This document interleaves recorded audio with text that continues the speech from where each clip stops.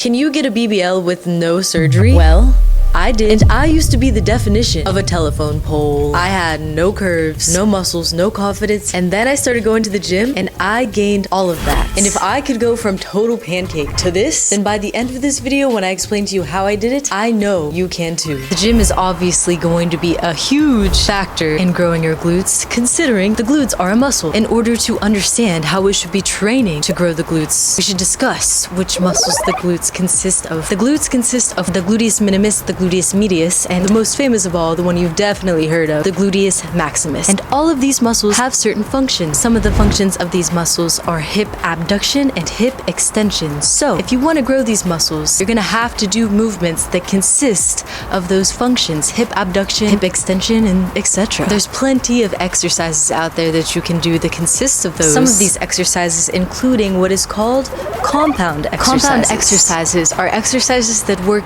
multiple muscles such as squats, deadlifts, hip thrusts, leg press, and many, many more. But these are excellent for not only building muscle, but also building strength, building your stability, building your technique, your balance. It is just so good to be well-rounded, especially to make sure you get the most out of the exercises that you're doing. And also, you do want to be lifting heavy. Why are you going to have to lift heavy, you ask? Well, other than looking really cool. Let me explain in scientific terms. Basically, your muscles have two types of muscle fibers, type 1 and type 2. Now, type 2 is mostly in charge of power, fast, quick, strong. Anything that's going to require a quick generation of muscle force is going to involve type 2 muscle fibers. So like endurance or running a marathon, that would be more type 1, but lifting heavy is going to be more type 2. And type 2 is also generally in charge of the size and the definition of a muscle. So if you want your glutes to be bigger, you're going to need to generate more type 2 muscle fibers, which happens when you lift heavy. It's going to be hard, but that's the other thing. It should be hard. One of the most basic principles of weightlifting is called progressive overload, and basically that means that each workout you must increase the difficulty, whether that be through adding more weight, adding more reps, adding more sets, adding more volume, frequency, intensity, whatever it may be, as long as it's not too easy. Because a lot of people, they do get way too comfortable. They do what's easy because it's easy. They don't want to challenge themselves. Challenging yourself is the key to growth. Let's just stick to the basics here, okay? First of all, you have to eat in either maintenance calories or a caloric surplus. A caloric surplus is when the amount of calories you're eating is equal to the amount of calories that you're burning. A caloric surplus is when the amount of calories you're eating is more than the amount of calories you're burning, which will contribute to weight gain. Maintenance will contribute to, obviously, no weight gain, no weight loss, just maintenance. A caloric deficit is when you would be losing weight. That's when the amount of calories you burn is higher than the amount of calories that you consume. But that's not really what we're focused on in this video. We're focused on that freaking surplus, baby, because yes, although you can build while being at maintenance calories, it's so much easier and probably faster to build glutes when you're in a surplus. And I know you might be like, oh, that's scary. I don't want to gain weight. Society has taught me that I must be as small as possible. Well, screw society, because we're on a new level, ladies. We are not letting societal standards control us anymore. No, we are not.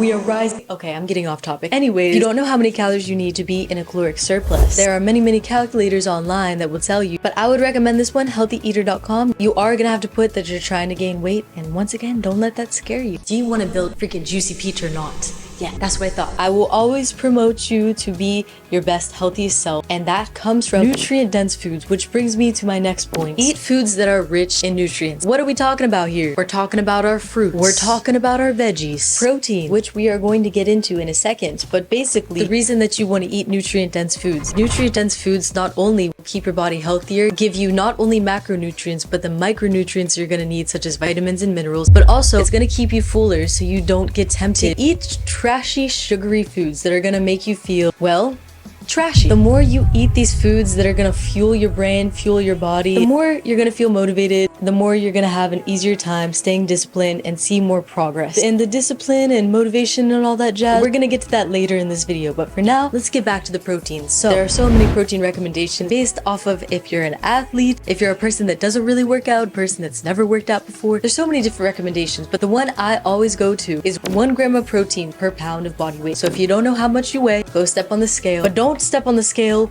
if you just ate 5 meals and your tennis shoes are on and you have, for some reason, a gigantic sombrero on your head. Maybe one of you are wearing a gigantic sombrero on your head right now. And for that, I'm not judging you, but I am judging you if you're not getting the proper amount of protein in. There's a lot of different sources of protein. Protein is the building blocks of muscle, and the glutes are a muscle. So if you want to build the glutes, you better get your protein in, baby. But if you're putting in all this work in the gym and eating all your protein and you're doing everything right, well, hold on a second. There's one more thing that you need to be aware of. I have a very important question for you. How much sleep do you get every night? If you didn't say 8 hours, we're gonna need to have a talk right now, because recovery is one of the most important things that you're gonna need to build your glutes. And sleep is one of the most important things you're gonna need in order to recover. One very important hormone that is released when you sleep is called HGH, or human growth hormone. This is a very important hormone that aids in the recovery of muscles. So if you are not getting this hormone and you've spent all that time ripping your muscles apart at the gym, how do you expect them to recover if you're not getting hormones such as HGH?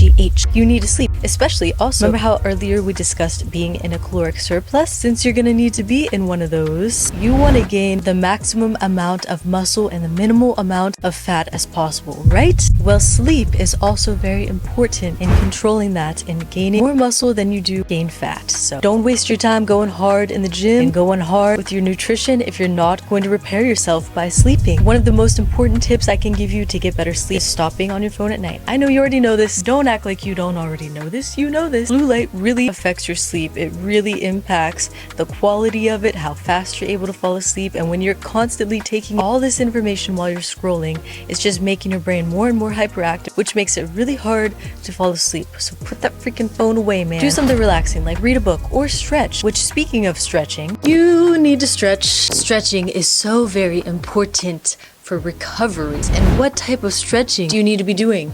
Well, the current stretching that I am showing you right now, where you're holding the stretch for at least 30 seconds, is called static stretching. Now, I see a lot of people doing this type of stretching before they start working out, and that is not the time to be doing it. That can actually increase your risk of injury. The type of stretching you want to be doing before you work out is dynamic stretching, where you're moving while you're doing the stretch. Even doing some cardiovascular, like a quick 5-minute Stairmaster, quick 5-minute treadmill, and just doing some mobility work. But after at least 5 minutes of stretching after every single workout, that is going to help your recovery so much. And I used to be really bad at this, and ever since I started stretching after every workout, I've been seeing results so much quicker, y'all. So don't forget to make stretching a priority. And also, I know it's going to be tempting to want to train your glutes every day, but if you do that, you're only causing more harm than good. So don't train your glutes every single day, because they need to rest and repair. Wait at least 48 hours before training them again. And you didn't think that I got to where I am today without consistency and discipline, did you? Didn't think so. I know when you first start, that could be the most difficult thing, is having the discipline, being motivated, and being consistent, because you haven't built up that habit yet. I get it. I've been there. I feel you, man. So these are my 3 best tips on how to build discipline, because if you have discipline, you're going to be consistent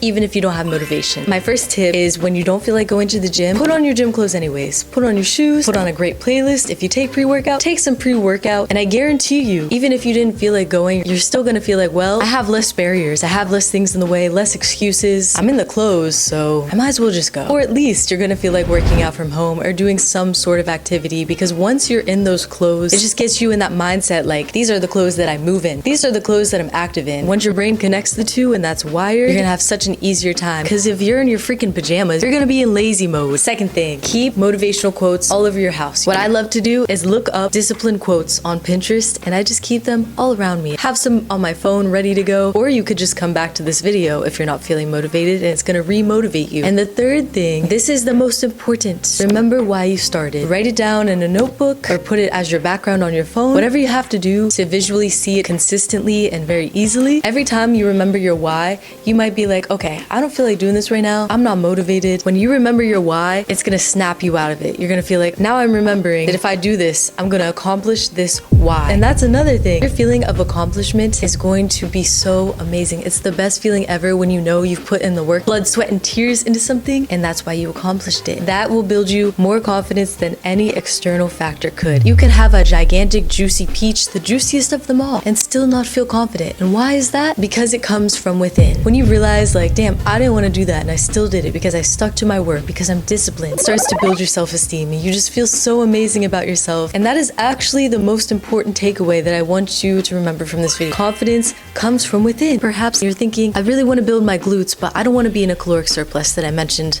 earlier in the video because I don't want to gain weight. Well, then you can watch this video about how to gain muscle and lose fat at the same time and subscribe to join the Swole Squad.